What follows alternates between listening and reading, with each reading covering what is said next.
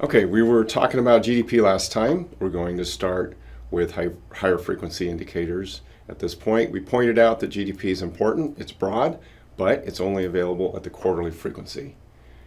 We're going to talk about data now that is available at the monthly frequency, and there's one indicator at the weekly frequency. The first one is the employment situation that comes out from the Bureau of Labor Statistics, or the BLS.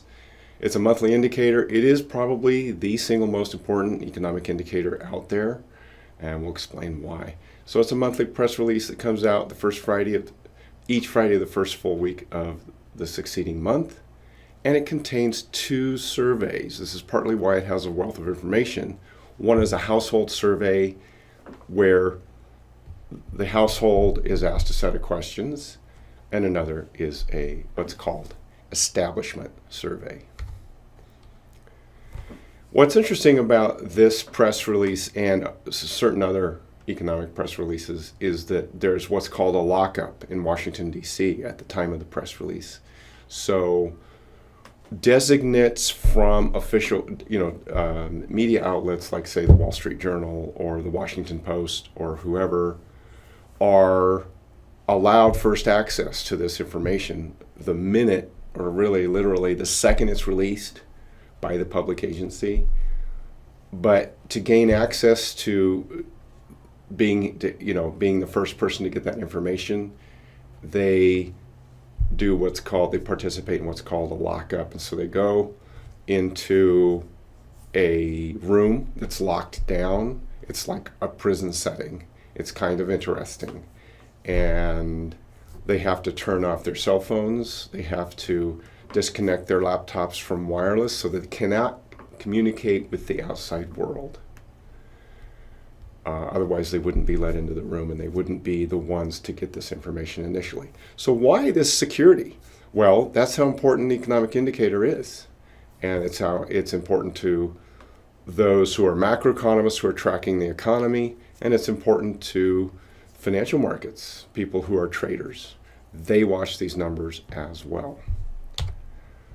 Okay, let's start off with the household survey. It's basically a phone call, and someone from the government calls a household, and there's a variety of questions then. If they succeed in getting someone to pick up the phone, first, are you working or not working? If you're working, they ask a sequence of questions about that. Is it full-time or part-time? Is it temporary or permanent? Even questions like, is this the job that you want? Is this a part-time job because you couldn't find the full-time job you wanted, for example? Also, if you're working, how long have you been working? Things about not working. If you're not working, how long have you not been working? Are you looking for a job or not if you don't currently have a job? And what is your demographic? So what race, sex, age, your education level, things like that. So those questions give rise to a data set called the household survey. So on this slide, items A through F give you the verbiage for the various indicators that this creates. Civilian labor force, employment, unemployment, the number of unemployed, and unemployment rate by duration. In other words, unemployment rate current, and then the unemployment rate for folks that have been unemployed for 3 months or 6 months, that kind of thing. The next survey is the establishment survey. So this is a phone call to firms, companies, not to households. So the questions are different. How many employees do you have? What kinds of businesses do are you a manufacturer? Or do you do some manufacturing as well as some sales? What do they do? If you have a company that does this, that operates in various industries, then the respondent to the phone call is asked to provide an estimate. Okay, how many people do you have working in manufacturing? And then how many people do you have working in sales, or what other activities that company has? How are the jobs broken down into the different activities? They also ask questions about location. So if you have multiple locations, how are the employees, how are the jobs distributed to those locations. So those questions give rise to the establishment survey data set, which includes non-farm jobs. This is a very popularly used economic indicator for the macroeconomy. It's all jobs in the economy excepting those in the agriculture or farm industry.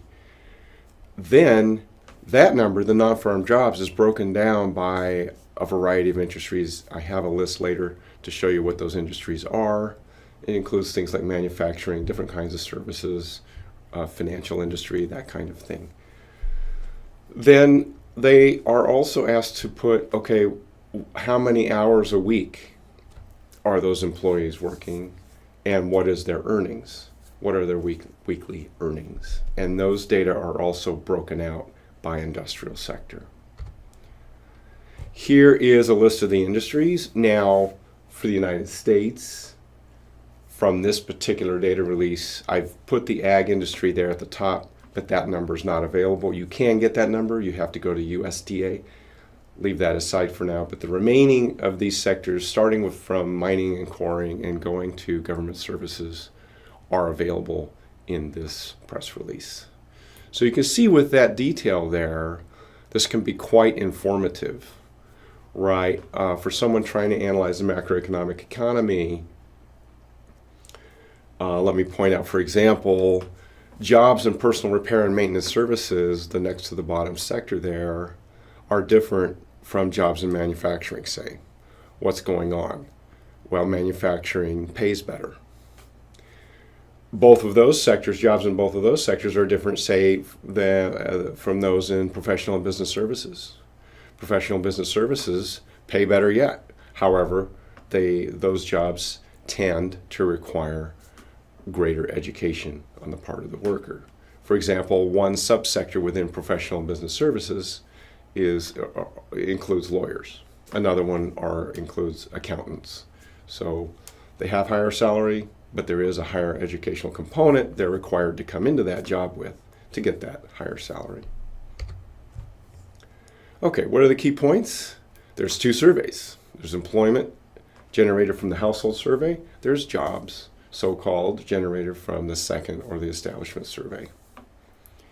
So basically, the first survey calls the household and says, are you employed or not? And the second survey calls the company and gets information about activity by industry. You can answer these kinds of questions based on the wealth of data in this data set. I would estimate, as a side point, there are at least 40 indicators from the household survey, minimum, and at least 150 from the establishment survey data set. So back to the questions, you could answer a question such as, who is the highest unemployment rate ethnicity? Who is the highest unemployment rate age group? If you had lost your job, what was the probability you'd been unemployed for 27 weeks? That kind of thing. More questions that you could answer. What is the largest service sector? How much of manufacturing is due to motor vehicles and parts? How much of total jobs is due to motor vehicles and parts? And what are the relative shares of private versus government activities in the entire economy? Okay, a couple of comments about the unemployment rate. It's just to point out that the unemployment rate is driven by a couple of things. It's driven by employment, which is the intuitive one. That's the one that most people would think of. So if employment rises, then the unemployment rate will go down. That's very intuitive. But the unemployment rate is also driven by civilian labor force. If civilian labor force goes up, but employment doesn't, what this means is more people are looking for a job, they want a job, but they didn't get a job. So the unemployment rate will rise in that case. So there's some formulas here and some derivatives, but the main thing to remember here is the intuition, right? If there's more people who got a job, the unemployment rate will fall. If there's more people who want to get a job but didn't get one, then the unemployment rate rises. All right, so why is this press release so important? It comes out every month. So remember the contrast with GDP data. GDP data, while very important, it only comes out every quarter. 3 months might be a long time to wait if someone wants to keep track of an economy. Here you only have to wait a month. So every month there's a brand new report that comes out with fresh and updated data, new data, and it has a wealth of indicators. So that's why this press release is so important. That's why it's one of the press releases where those in the media who get first access go into the lockup. Next, we talk about prices. 3 main areas here: deflators, the consumer price index, and the producer price index. There are 2 main types of price measures out there. The first is what's called a variable weight index, and the main examples of these are 1 and 2 there, the GDP deflator and the implicit price deflator. This is pretty jargony stuff. Most people, unless they're economists, don't know what you're talking about if you say deflator or implicit price deflator. That's not important here. What's important is when people spend money on things and pay whatever the price is for different kinds of things, then economists track that over time. There's a couple ways to go with how economists track what prices people are paying for different kinds of things over time. Right? So one of the things that people might pay for is gasoline at the pump. They pull their car up and they're paying some kind of per gallon price for gasoline. Another thing might be a carton of milk at the grocery store. So if you're using a variable weight price index, that kind of price index allows for the share of your total expenditures that goes for the milk and the share that goes for the gasoline to evolve over time, to change over time. Okay, that's in contrast with fixed weight price indexes. 2 examples of that style of index are the consumer price index, or CPI, and the producer price index, or PPI. For these, the share of expenditure for gasoline or a carton of milk or whatever the other components are is fixed. It's nailed down tight and not allowed to change. So we'll talk more about that.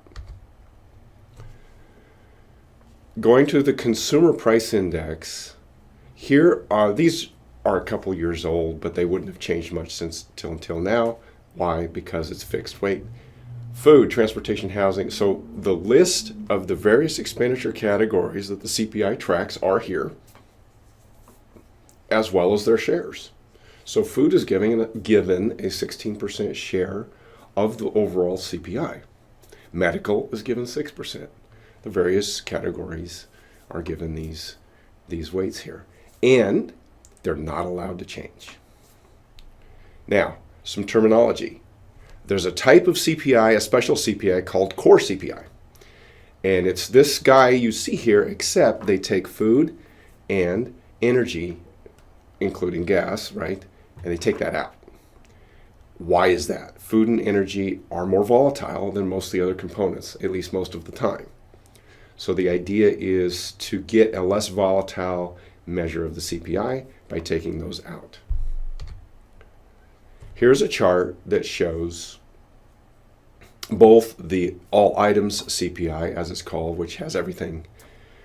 That's the base case CPI, and the core CPI.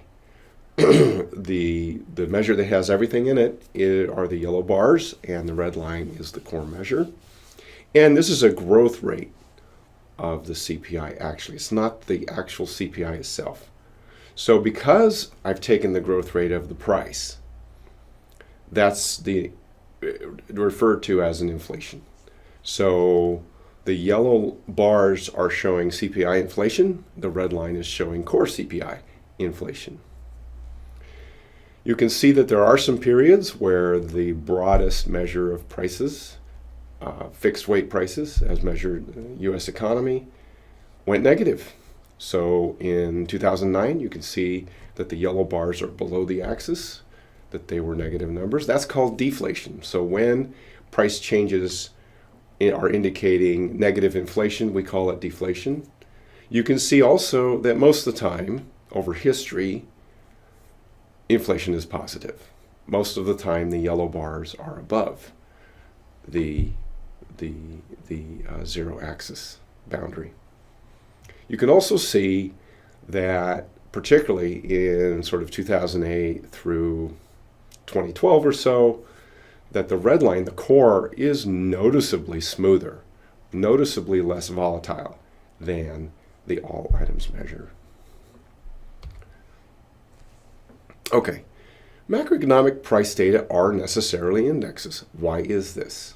I'm going to do a simple example here. I'm going to start off by showing you, suppose I wanted to construct an index just based on two things, oil and beer. It's oversimplified.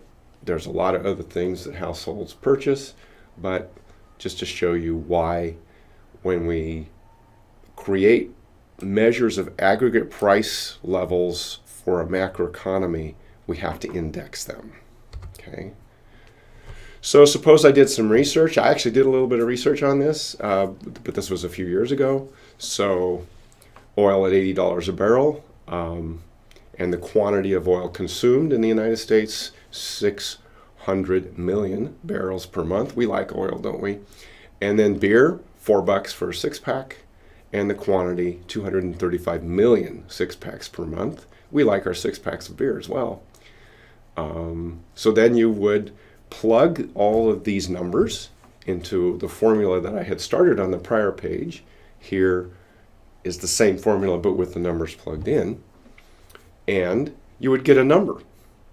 And in this case, it would be 48.9 billion. Okay, now suppose you did all this exercise again the next period. And suppose that it was 51.3 billion, right? I've got 51,387 million, but I can convert it to billions, right? So, question. These two numbers, the 48.9 billion and the 51.4 billion, are they convenient numbers to work with? Not particularly. They're not particularly convenient numbers to work with. So this leads to why they're indexed. On this slide here, I show the 68.6 and the 71.5, and I show you the 68.6 was from April in my example, the 71.5 was from May, and I show you a June number that's 73.5, right? It's billions of dollars. And I show you what I'm calling a normalization. And the reason I'm calling it a normalization is because you can take a string of numbers like this string. This is a short string, it's only 3, but it could be very much longer, and the idea applies. I can make this string of numbers equal to 100 in any period I want, where the growth rates between the two strings of numbers, the one in the middle under CPI and the one on the right underneath normalization, the growth rates are identical. Okay. Now, because CPIs are normally used to measure inflation, which is a growth, and inflation is a growth rate of a CPI, you can see that in this case, the fact the indexing changes the level of the price is not a big deal. It's fine, because what we really want is inflation anyway. And I just told you the growth rates for these two columns is identical. In other words, the inflation implications of the CPI or the normalized CPI is identical. So how do we do this? You don't necessarily have to know how to do this, but I'm just going to let you know. You take your entire string of numbers, that's the CPI, and you divide through by whatever the value is in May. For example, if you want the May number to be 100, then all the other numbers prior to May and after May will be proportional, right, to what they were in the first column, in the middle column there under CPI. The other thing about this is you can see that it's much easier to use the data.